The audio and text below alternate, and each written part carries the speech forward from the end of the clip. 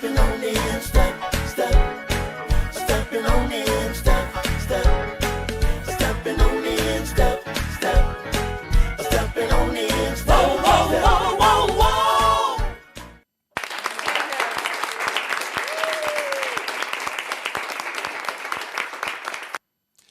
I'd like to say welcome, welcome, welcome to another segment of Recovery Live Global in the house. All right.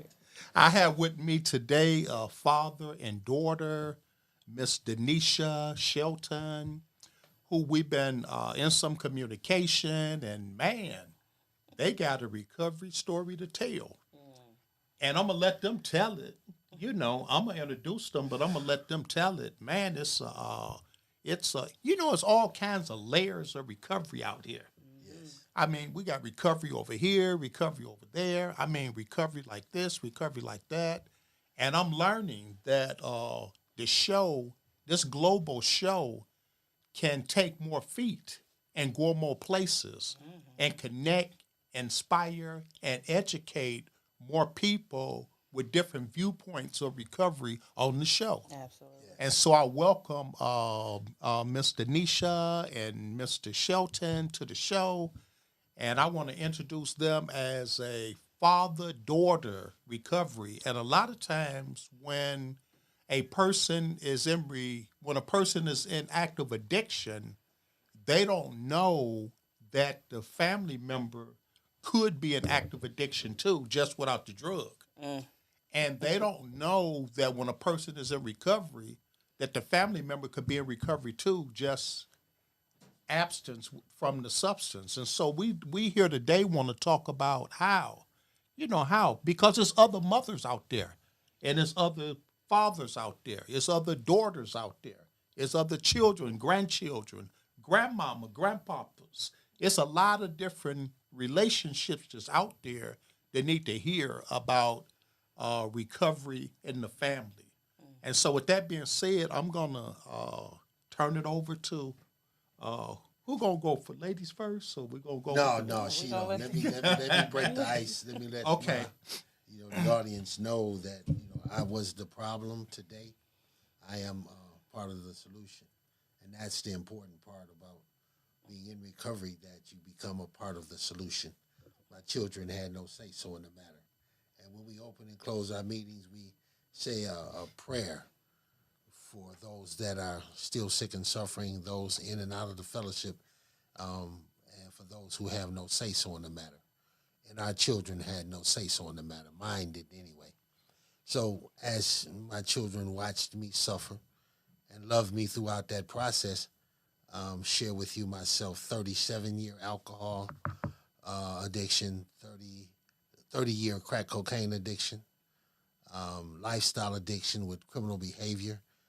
Jesse, my daughter, and I were talking, and I went over my portfolio, and I've been handcuffed, arrested, taken to jail 109 times. Never sober. Wow. Okay.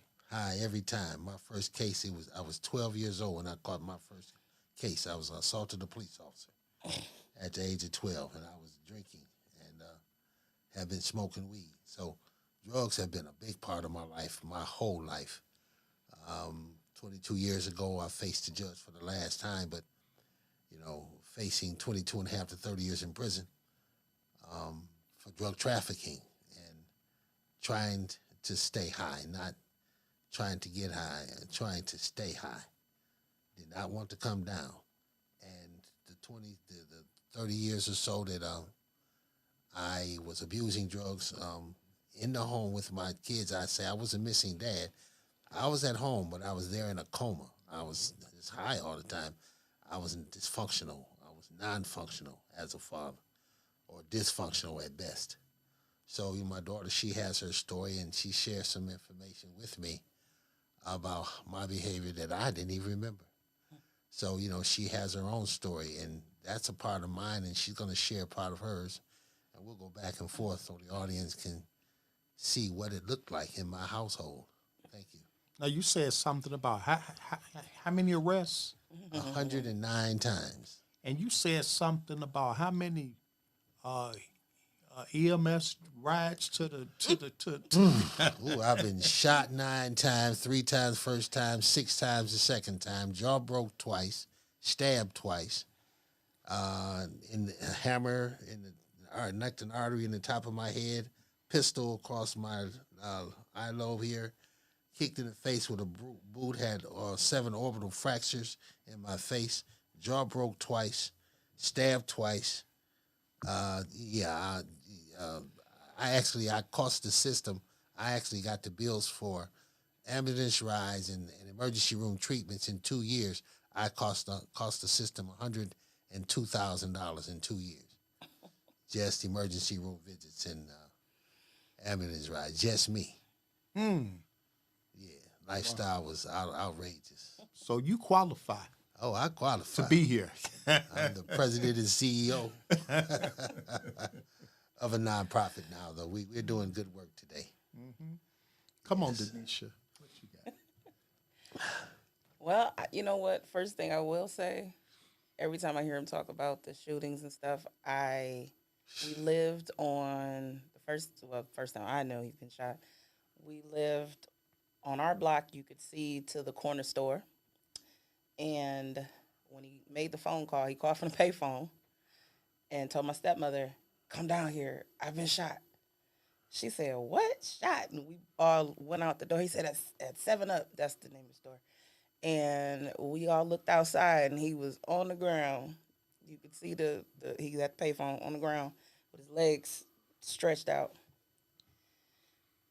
You know, that was like one of so many traumatic things that I was able to see or hear within that house. My father's addiction has led to us hearing the dope man saying, if you don't have us our money by tonight, we blowing this house up. My stepmother's like, there's kids in the house. We know that. They didn't care. My family, our family is heavily affected by the crack cocaine that hit in the 80s, and it's like I felt like I was cursed because it's like right after I was born, all of a sudden, everything fell apart. My parents separated. Everybody's drug addiction was, clear and upfront. A lot of things went wrong, but my grandmother, she led me to church, took me to church. We did a lot of things in that manner. It wasn't until I was 11, when I figured out what was happening in the household, which is that it was crack cocaine. And that was from the DARE program when they came to our school, and they got to showing the pictures. And I was like, I saw that in the drawer. Uh-oh. Yeah, so, it made a lot of things very clear to my 11-year-old brain. But before then, it was total hell. At least the hell after 11, I understood it more. Okay. But in through all of that, my father's love for us was clear from when we were little bitty people. So, 4 years old, standing on his feet, dancing to Anita Baker, "You're My Angel," was like the number one anchor that kept my love for him real. Because if nothing else, that memory on a regular reminded me how much I loved him. And reminded me how much he really loved me. But now knowing the name of this substance that was taking his love away from me, at that point, I knew, number one, I had to get away from it. And I had to do things differently, which is where my continued love for him came in, but also my separation. So, we talked before. And like I said then, I've told people over the years, that's not the time to take your love away from your loved one. You have to show them on the regular, but even if it's from afar, you still have to let it be known that you love them. Let me share this. She shared something with me a couple of years ago now, I guess, that I had not even remembered. When we're full-blown addiction, lifestyle, all this going on, and somehow or another there was a reason for me to turn on her. I actually pulled a pistol on this child. She said she was 11 years old. I don't remember it. I don't. I wasn't 11 then. I was 13. I can tell you 13. stories. Yeah, you know what I'm saying? And so it's like that kind of stuff will happen when a person's in full blown addiction. Not that you don't love this person, but the mindset, your mind is gone. My mind had to be gone. I love my children. You couldn't say or touch or do anything to any of mine without me exploding. And then I did it. I had to accept. Why would she lie? There are things that I can remember I did that I wish I hadn't. And this one I didn't remember, but I did it because she said I did it. And man, you talking about that there is something that if you go, so if you go into the fact that my dad was upset pretty much at that time that I had told the truth to CPS with a situation we had beforehand. And he was upset with the fact that I did admit to some of the things that were happening in the household, which is where, and that incident happened after all of those things had been told, discussed. We as a family had to go through all this stuff. Me. She exposed me. Yeah, and he was upset. You know what I'm saying? So at that point, she snitched. You know, snitches get stitches. Where I come from, you know. But that's how the mindset was. Mine was gone. Jesse. Yeah, but you know what? The saddest part, which is what your audience, a lot of your audience will understand. I had no fear. Yeah. Though he could have taken my life at that time, I had seen so much calamity, so much trauma, so much destruction just within our family. So much of them drawing each other's blood that I didn't have any fear. It was like either you're gonna kill me or I'm gonna take these scissors on this table and I'm gonna kill you. Either one. And I never should have felt like that at 13. Of course not. But of course not. Knowing what we were dealing with as a family is where, and then the faith and strength that was given to me through the church, it all came together. So when we go off and we talk, because I'm currently seeking my bachelor's degree in social work. I'm one class away, and when I discuss these things with families, so I'm going into counseling and things like that. When I discuss these things, it's to help others, number one, identify with the fact that they're not alone. Mm-hmm. A lot of trauma comes to us through our families, and we can get past it together. Okay. But it takes communication. That's a big part of why we're here together. Me personally, my transparency, I have to be transparent. Jesse, you know me. I'm going to tell. I have to tell because that's what saved my life. I remember I was talking to a couple of pastors one day, and he said, I was telling people what I'd been through, and 3 different pastors said, well, you sure you want to be telling people all that? You know, they're going to, they might judge you. I said, man, how's it a testimony if I don't? Yeah. What I'm doing is testifying. Yeah. It's the truth. This is what God has brought me through. Out of those 109 bookings, I've never been to prison. Yeah. The last time I got shot, 6 times bullets hit my left shoulder. My nephew took 4 slugs and handed them to me out of the hood of my jacket. I didn't even bleed a drop of blood. Who gets shot and don't bleed? Let alone who gets shot 6 times and don't bleed. You know, listening to you and your daughter and what transpired in the recovery processes about the history. No, that's the active addiction. We ain't got the recovery part yet. We'll get to that. But I wanna pause for a minute. Mm-hmm. Then we're gonna come back and talk about recovery. Recovery. That being said, I'd like to say tune in as we speak to Recovery Live Global.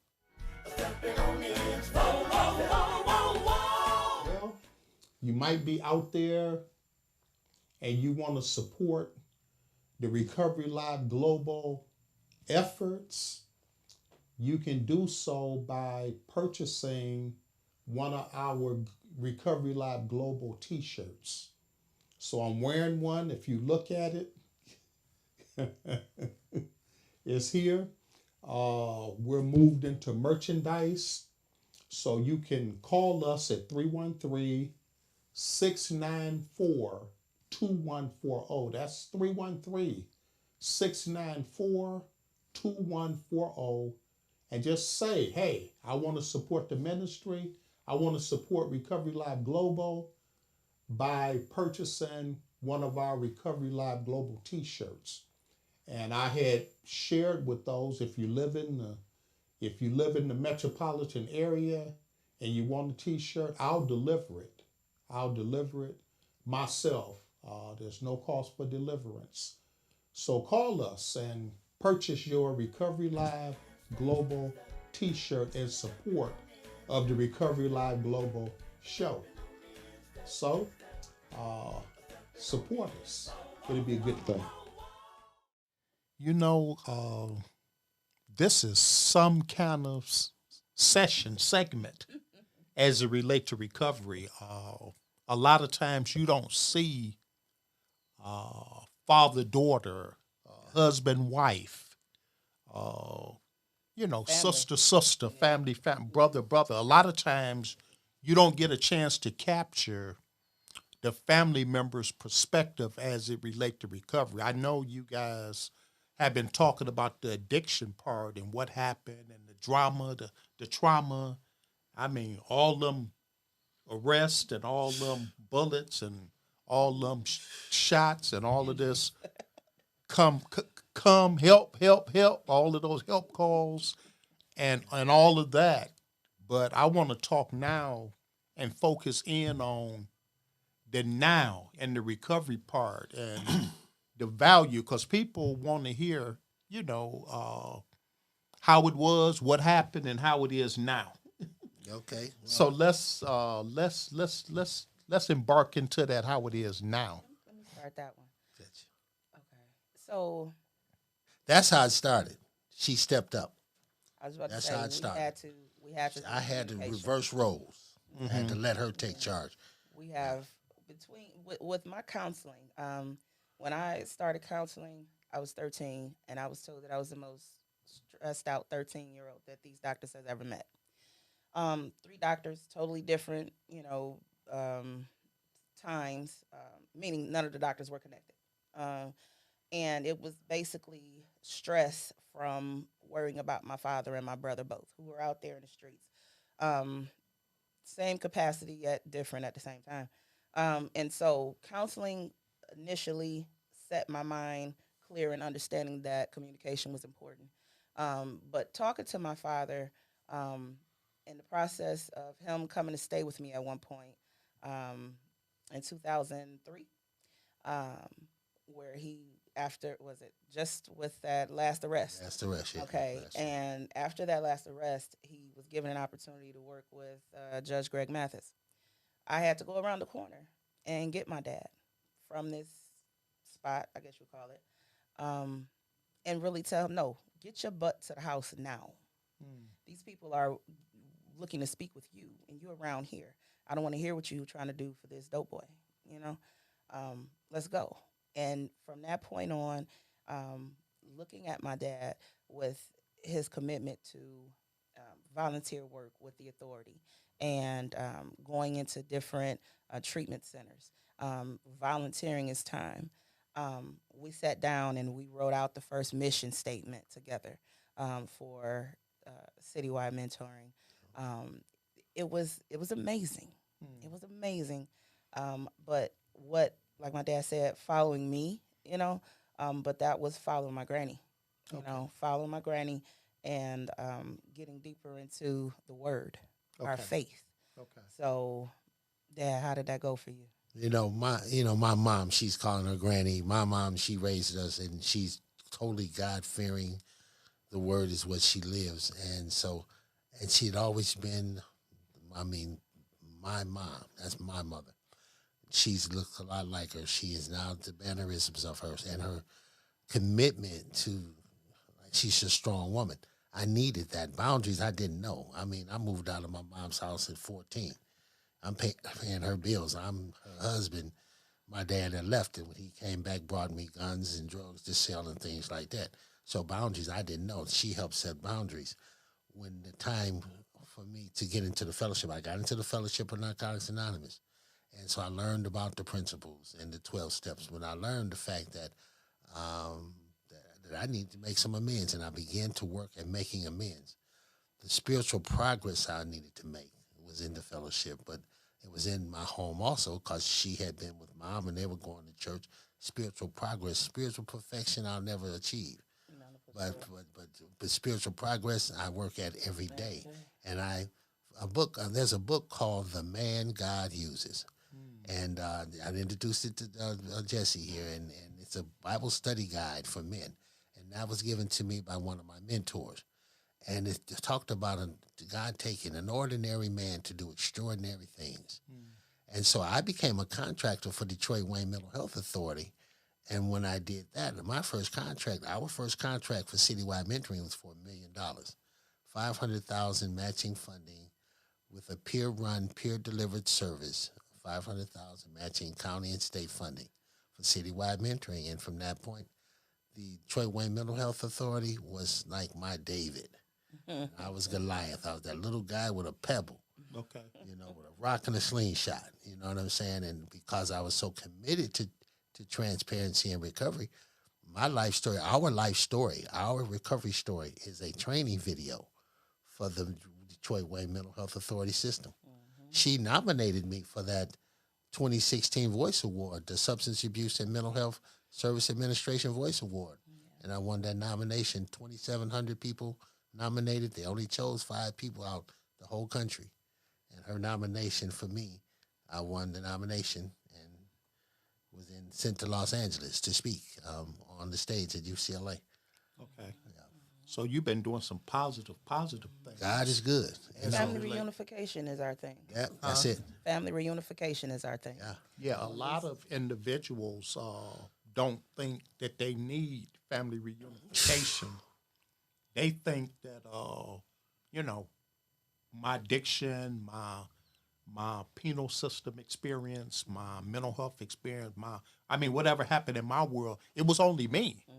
It ain't had nothing to do with you. And you should be acceptive because today I decided to get my life right, and all them 25 years that I dragged you through the mud in your life, that you should be accepted because I've been clean 30 days. Right, now I'm getting better. And let me share this, Jesse. I didn't mention my mental health was a tremendous issue for my substance abuse. I'm diagnosed bipolar 1 disorder, an antisocial personality disorder, and major depression. State psychiatrists diagnosed me as emotionally disturbed with homicidal and suicidal tendencies. So either you kill me or I kill me. Either way, I just want to die. Because there was so much confusion and chaos. I was in so much pain that, PTSD, they diagnosed me with PTSD here last year because I carried 14 caskets in 3 years. Between the age of 14 and 17 years old, I carried 14 caskets. Bodies of friends and family who had either died from drug overdoses, who were murdered, doing bad drug deals, or committed suicide because they were tired of getting high and couldn't stop.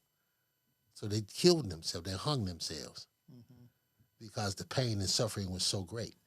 So there's a lot of ways we're suffering, and self-medication is not going to solve any of it. When I became medication compliant, that helped me stabilize from not needing the substance, the actual drugs. I've relapsed. I've talked about it. I've wrote stories about the comeback. You know what I'm saying? I get up. I don't stay down. I refuse to not get back up. I've talked to you about it, Jesse. I'm human, and I fall short. And at times, because of the way I was raised and the access, the world is so much out there, it's like almost impossible not to use. With the access we have, gas stations now got liquor stores on the back wall, and you go get some gas and they got fifths and half gallons and pints and dollar shots sitting right at the register. Yeah, I told one of my participants that they sell rat poison at Rite Aid, but that don't mean you go back and take it. Yeah, I understand. Right. I understand. So now, it's out there for me, you, everybody. Sure. But it's somewhere in our processes. I have to come to the point in my life that I have to understand that it's a choice. Yeah. And yes. that the choice have a consequence. Yes. And what I really want to do is make more positive consequences in my world and my life. Choices, yeah. And the way I do that is change my choices in the processes. And you said something about mental health Yes. and managing your mental health conditions through certain medications that's going to help you to normalize and stabilize. That when the bipolar, which is manic and depression, hit, I can be balanced through some kind of medication. And sometimes, because of the stigmatism that's associated with, oh, you crazy and mental health conditions, and oh, you ain't nothing but a drunk or a crackhead, because of the stigmas that's associated with that process and that population, people don't want to come on Recovery Live Global and just talk about that. But see, that's where it comes where you have to know, number one, you're not alone. Okay. So even, you may have 4 people saying, oh, you a crackhead, oh, you alcoholic. But then you got 10 people out there that's like, yeah, I've been there. Yeah. Or, I I am know I have a family member that I really love that's going through. So we have to remember that even though it hurts, it's still important to get out. Yeah. That's what most people don't realize, especially when it comes to counseling. But transparency, that's what it is here. We're here for, because I have to be willing to say I've been sick and suffering. Yeah. So, and it's okay. I'm getting better. And my daughter's helping me get better. So there may be another father out there that don't know how to ask for help. Right. You know what I'm saying? Because we supposed to know it. I'm the man. I'm supposed to know it all. I'm supposed to be able to do it all. I'm a Everything, fixer. yeah. And she'll tell you, I'm a fixer for real. I mean, and that's what was the problem was I'd fix everybody else's, and then mine would break down even further because I done gave all of me away to other people and have none left for me, and no, none of them had nothing for me. Stress yourself to the point You where know, you have nothing left internally. Inside, and for myself, I had no energy left for me. So what we're doing right now is breaking the stigma. Yeah. Sure, that's we what I'm talking about. we busting the ceiling Yeah. I'm telling. about, and it ain't snitching. Yeah, you know what? I'm gonna tell you, I got a story on that one, Jesse. I was in the county jail the last time I was there. We had been playing cards for 2-3 hours, and this guy walks up. You in my seat? Get up. So I'm like, I'm like, who we talking to? I've been here sitting here 2 hours playing cards. He said, you hear me? I said, excuse me, guard. Would you get this fool? He bothering me. He said, you snitching. I ain't snitching. I'm telling, leave me alone. No, I don't want to fight you. I don't want to go in the gym to fight you over this plastic chair. Right, You know what I'm saying? So I wasn't snitching. I'm telling now. Yeah, We do recover. There are many avenues of recovery. 12-step. We have Christians for Christ. See stuff. There are programs. There are so many people that will help us. And if we're not more vocal Now about this shirt say Alcoholics for say Christ. Alcoholics for There you Christ, go. you know This what I'm is saying? another program that I'm involved in. Sure. And I mentioned a second ago, spiritual progress, not spiritual perfection. Okay. Grow as much as you can each day. Be a gentler person, a kinder person. That's spiritual. When you say, "Hey, hold the door open for a woman," I see young men that'll walk in a building and let the door close on a woman. When we grew up, you held the door for a woman when she walked in. You didn't try to snatch her purse as she walked by. You held the door and let her walk in with her purse. That's right. Not let her walk in and snatch the purse and run out the other way. Oh man, this has been informational. It's the truth. It has been spiritual. It has been educational. Yes. Man, just to sit here with you guys, father and daughter, and just remember that show was called Let It Rip. Let it rip. My other daughters speak too, and then my granddaughters, they write letters. They write in my books, in my NA book, whatnot. I know you can do it. We love you, stuff like that. I've got a family wrapped around me that understands now what it is. It's not me. It's what I'm doing that's causing this. Yeah. So education. That's why our license is in prevention. Yeah. We've gone to school districts in Inkster. We've talked to kids that were just rambunctious, just totally out of order. We had one young lady said she wanted to be a prostitute when she grew up. We thought she was playing. She said no. Her brother said no. She does. She screws guys for hamburgers and pops at the store, from the store, because her mom's doing it. She's watching her mom do it. Now this is what she wants to be, a prostitute when she grows up. Yeah, the Inkster She School was District 12 years quite old. interesting. There were a lot of children that spoke really quick on what drug is constantly on the table, Yeah. or they like, oh yeah, so and so walks to school with a blunt every day. We like, oh God. 9 You years know, old. we Yeah, trying 9 to years old. help them understand why not, and the more we talked with some of them, the more certain other ones slid lower more and more under their desk. You know what I'm saying? So for me, the prevention portion is extremely important because I know what it did for me, like I said, in sixth grade, and where we have a lot of kids that will follow behind family members doing these drugs and things.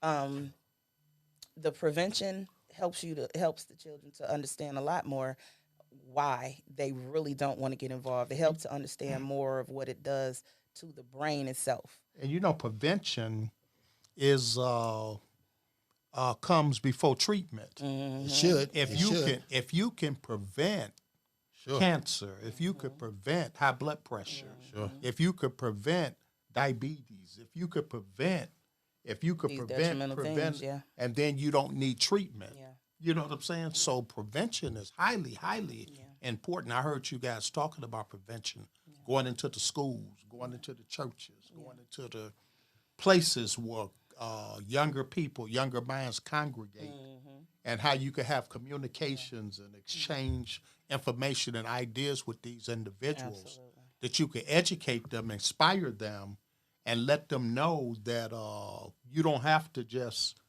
go down Follow. that. You don't have to be a follower. You don't have to bite into peer pressures and bite into some of the other things that it'll give you a percentages and rates on you becoming what we had become or others had become. And that's what kept me because out you of it. can cut it off. Yep. You can cut some of that stuff off prior to it even happening. Absolutely. So prevention is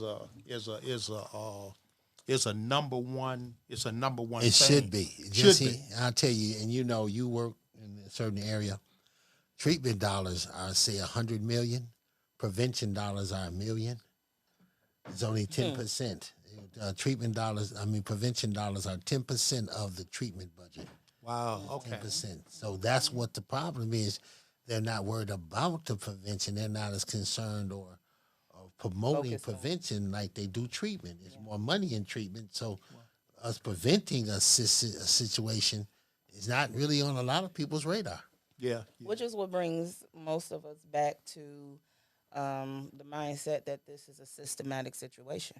For me, if you look at just like the chain of events that occurred after the major boom of crack in our neighborhoods, if you look at the family members that are working towards something, but then you get knocked off your square, where exactly do you go back to? You have no basis, because it's, I have a social work professor that said, oh yeah, well, we figured out after a while that just giving the money wasn't helpful. So then we had to go back and try. So it was made very clear that it was a trial by error thing.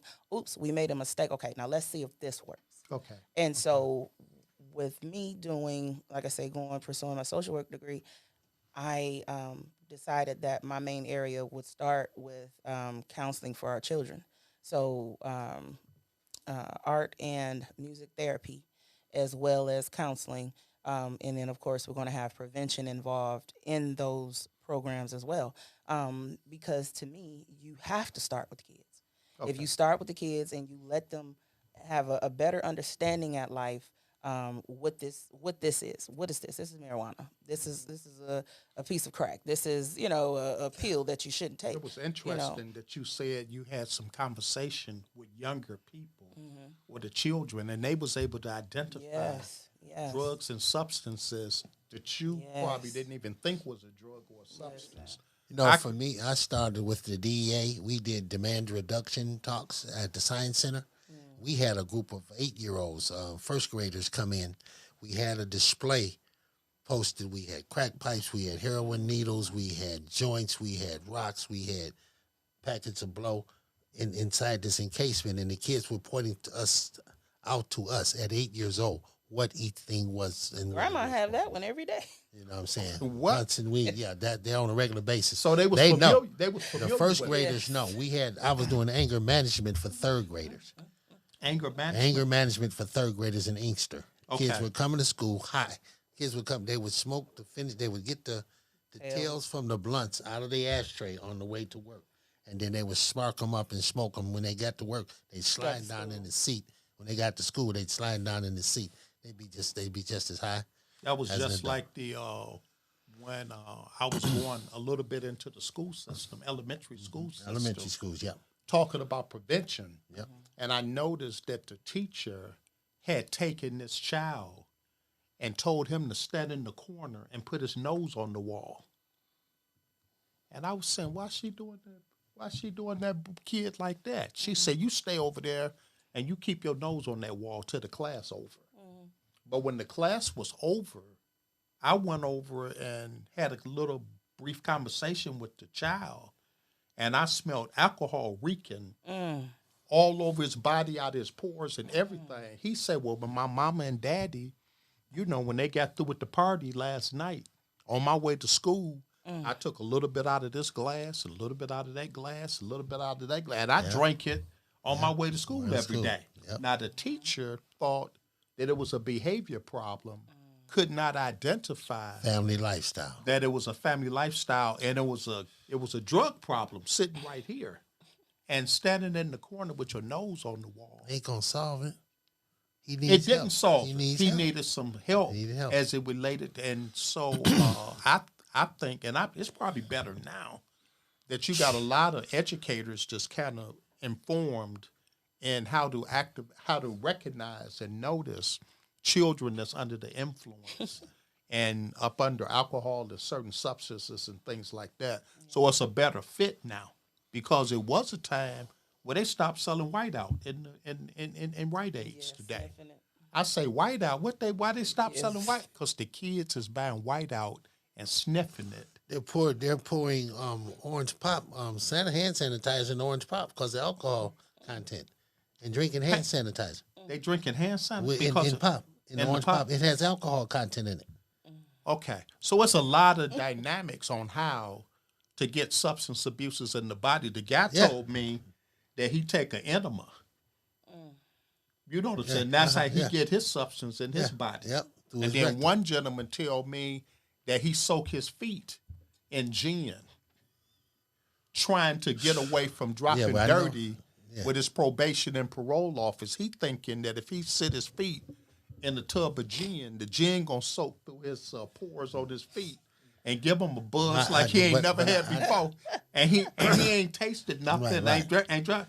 And he wonder why he's still showing up a dirty. Right, because it's in the blood. Because it's in the blood. Yeah, So but they'll people- squirt it in their behinds Man, with that enema. he I heard and that. I think now that we may have to do a show on an education, the viewing all this in the population on what that Drug they need trend. to look for. They call them drug trends. Yeah, drug Drug trends. trends. They're called trends and stuff like What that. I've got information. We that I might used have in to college. come back with a show on I'll that put it together for you. just to educate. Man, this is a global show, and I don't know where you at looking and watching, but we may need to do a show on mouthwash. Put it Got together. alcohol There in you it. go. There you go. Rum cake. You know, they telling me, well, you can still eat rum cake. They got say alcohol. because when you put it in the oven, it Burns cooked the Well, rum. don't. It cooked the rum out the cake, so you could eat that. But as an addict, eating rum cake, You're going to eat the whole cake. it Try might to you get might that eat the whole cake, or it may psychological. trigger psychologically Because you still gonna the taste. time that you was tasting and this alcohol. The next thing you know, you done went and bought you 5 pounds of rum cake, and you Just the thinking rum. because you eating Get the cake, cake. you ain't drinking. You ain't You know what I'm drinking. saying? But then you eating all the sugar and you building up on other things. you So know? it's yeah. Abuse is abuse. Yeah. We may have to come back with a show. put it together on, for you. On how to educate the community on where you can find substance abuse. I mean, it's in mouthwash.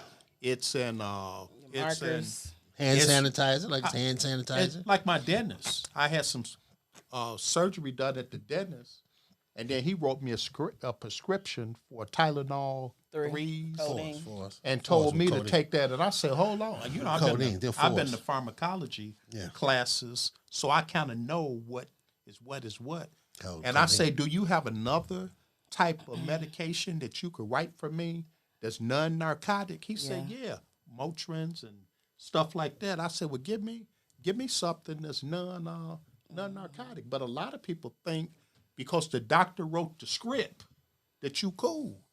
But the body don't know whether the doctor wrote the script and you filled your prescription at Walmart or the pharmacy, or you copped off of Mac and Bewick.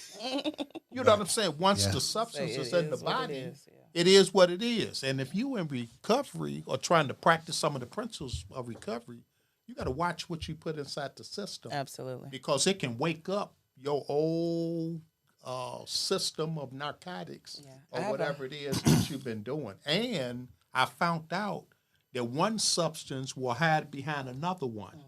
And what I mean by that, if you got an opioid problem, you don't need to be smoking weed. Substance use is abuse. A trigger is a trigger, though. Because once you smoke weed and your drug of choice was opioids, the body gonna think, man, doggone, I done relapsed off this weed, and if I'm a relapse and drop a dirty, I might as well use what I like. Drug of choice. But you know, Jesse, what you said, your body will think. We started a meeting, 12-step meeting at the Mathis Community Center called "The Thought is the Cause of It All." And once your thinking you have used, you'll never forget how to use. And the abuse process, you know, is another step. But the thought, the thinking, you know, it happens. The thinking, you really be mindful of what you're feeding into yourself. Like every morning now, I'm inspirational. Like yourself, constantly we fed with positive suggestions and things like that. You start. I found myself in a conversation, and the guy started cussing. If I know it, I'm cussing too. You know what I'm saying? Our environments. So the environment plays a big part of how you respond to life, and you got to watch a lot of things, not just not using, but you got to not just allow yourself to abuse language, people, because using people is still using, like using drugs. Using is using. Yeah, I taught a class on that word, have I hid in my heart, that I might not sin against you. You. Now that thing blew my mind when I started really looking at it and trying to comprehend it and understand it. So I'm not sinning against you. I'm slapping you. Well, I ain't slapping you, but just using that as an example. Yeah. But I'm sinning against you, but really I'm sinning against him. Yes, sir. And that's who you really got to answer to. That's it. So when you right with him, then I can be right with you. Yes. And That's the things like purpose. that. That's the So nice man, purpose. there's some powerful. That's why it says to admit to God, ourselves, and another human being the exact nature of our wrong. Yeah. What's the exact nature of my wrong? The exact nature of my wrong is why did I do what I did? You see what I'm saying? I can talk about what I did all day, all week, all month. And I confess what I did all day, all week, and all month. But the why did you do it? What was the science behind Yeah, well, just like we what say. you just did? What was the why did you do what you? If you don't know why you did it, then there's a possibility that you're going to keep on doing it. And you're thinking, we talk, you know, the relapse is not just the use. It's a process before you relapse. Your behaviors, your attitudes, your conversations start changing. When you come to recovery, the gratitude is so great. You're really embracing it, and you're kinder, and you're more grateful, you're more helpful, and then you stop doing things that got you there. And for you know it, now all of a sudden, I'm going to stop by the store and get me a beer.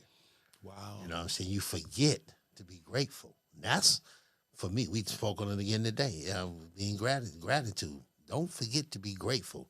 It's cold out there. We had a car to get back in to wait until we got the door open. We didn't have to wait at the gas station or for the bus to come to take us back. We don't have to do it now. Was the time there was no car. We got a car sitting in the driveway that runs that's not being used because it was gifted to someone. And we're not going to bother until they come and get it. Before was a time if I had anything for sale, I'd sell it. yours. Now, it ain't had to be mine. It could be yours. I'd sell it too. Come on now. Hey, because so, I you sure know, just thought about my little dress that you been sent on with the Bronco. I was like, yeah. But, you know, you think about that kind of stuff, and I knew what I didn't want to get into. And I knew what I would like to try to help others not get into.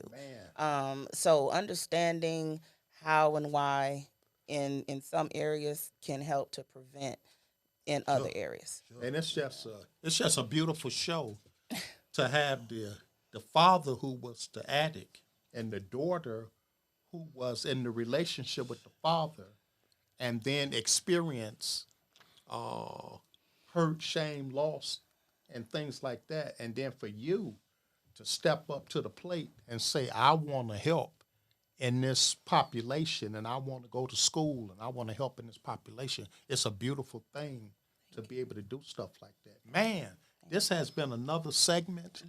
What my cat? This has been another segment of Recovery Live Global. Stay tuned. Man, we've been having some awesome people, some awesome topics. Man, tune in. Tune in. If you know somebody, tell them to link in to Recovery Live Global on their YouTube station. It's going to be mirrored on Facebook, and we're taking it to multiple different platforms, just trying to inspire, educate, and get the word out that recovery is possible by any means necessary. Absolutely. You could get recovery through spirituality. You could get the recovery through 12 steps. You could get recovery through harm reduction. You could get the recovery through the stages of change. You could get recovery through counseling and therapy. Counseling, therapy, word of mouth. The dimensions of wellness. It's just so many avenues to get recovery, and that's what Recovery Live Global show is about, the multiplicity of the different journeys that a person can take to end up in the recovery. Any closing remarks that you would like to say to the community? I'd say this: prevention is a form of mentoring is a form of prevention. If you got the willingness to attach yourself to a mentoring program to help, like we are part of the National Fatherhood Initiative. We have a new program I designed called Healthy Fathers, Healthy Families. Mm-hmm. But it's not just for fathers, healthy mothers, healthy families also. But there's steps that we use to support the family as a whole, like we're supported, so we can grow together. The children, I have 4 great-grandchildren at home with my daughter. And so now we're there raising these 4 great-grandchildren, and they're 2, 3, 4, and 5 years old. And we're there together to see that they get all the discipline they need, not just catered to. They have to be taught, nurtured, but they have to be raised with dignity and respect. And they have to learn to live and give others dignity and respect. A lot of stuff has been lost. Common sense is just not that common anymore. So we just got to pay attention to the basics, get back to some of the basics, you know. And it's good that you would catch them at that young. Yes, we have to. That's how early we have to start. By the time they get 8 years old, their mindset is a certain way. They going to school terrorizing the teacher. The teacher can't hardly teach because they come to school with attitude like the parents. You know, so let's start as soon as you can. Start teaching them, showing them love as soon as you can. Yeah. Denesha, do you have any closing remarks that you can share with the listening audience? My top maintenance word: talk, communicate, talk. So whether it's a counselor, a trusted family member, or a best friend that will not throw something back in your face when they're mad at you, talk. Get it out, express it, and that will help you find the next link, and then the next link to find out how this happened and to keep it from ever happening again. That's the best way I can come up with that. Wow.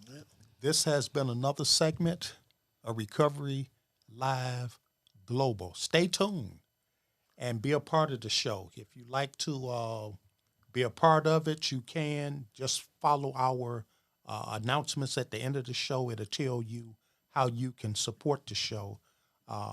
So we'll see you next week. Thank you, Jesse. Stepping on in, step, step.